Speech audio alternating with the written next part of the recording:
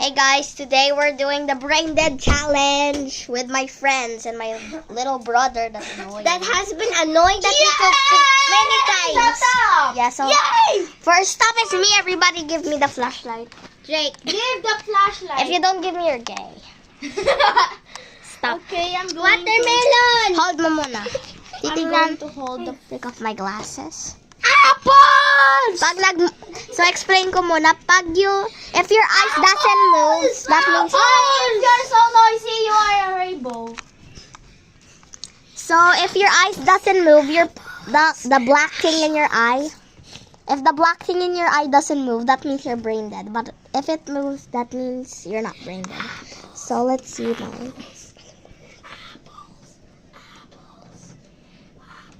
Dang, it seems to be moving. I'm not brain dead.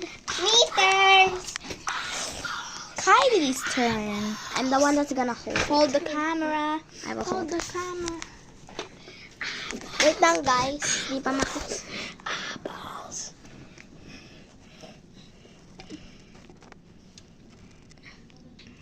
Kylie's eye is moving. Yay, guys. The turn is the my friend's annoying brother.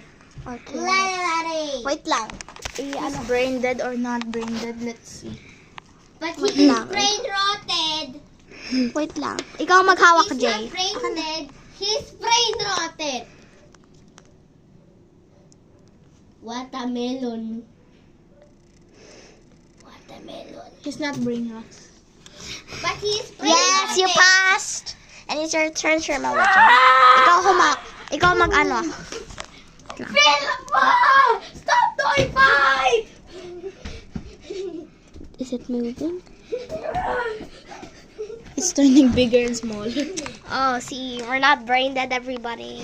That's great We news. have 6,000 Yeah, try this trend. with your annoying brother or friend or toxic friend. Just make it more annoying. Yeah, okay, Like we bye-bye. did, like this. Look at this mess. Stop it!